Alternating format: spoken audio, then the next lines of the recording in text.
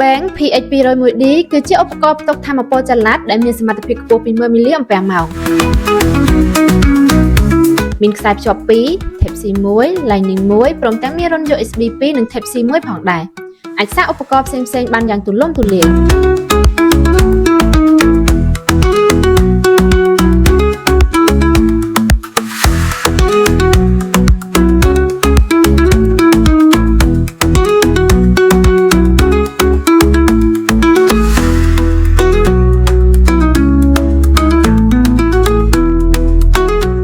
មាន LCD អាចមើលឃើញថាមពលថ្មនៅសល់បានច្បាស់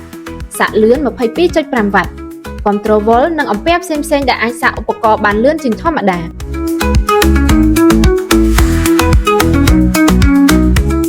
ងាយស្រួលក្នុងការយកតាមខ្លួនស័ក្តិសមសម្រាប់ដំណើរកម្សាន្តឬការងារដែលត្រូវចល័តទីតាំងជាដើម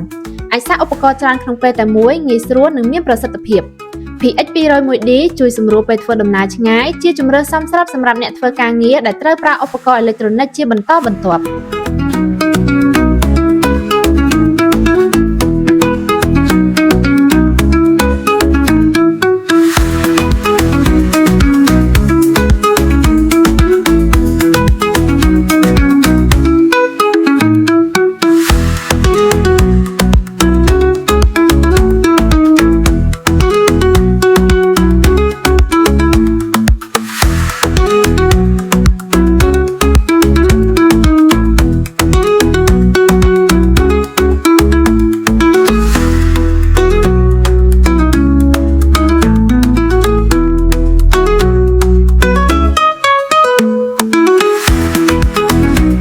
វីដេអូនេះផលិតដោយក្រុមហ៊ុន Lenges Cambodia ផលិតផល Lenges មានដូចជា speaker នាឡិកាឆ្លាតវៃ កាសក្តៅត្រចៀក កាស Bluetooth ដុំសាក ខ្សែសាក power bank ឧបករណ៍សាកឡាន ដង្លៃ AI 360 ដឺក្រេ ចិញ្ចប់ទូរស័ព្ទ adapter បញ្ជូនទិន្នន័យ កន្ទុយបារី កាមេរ៉ាសុវត្ថិភាព screen ខេសទូរស័ព្ទ និងឧបករណ៍អេឡិចត្រូនិកជាច្រើន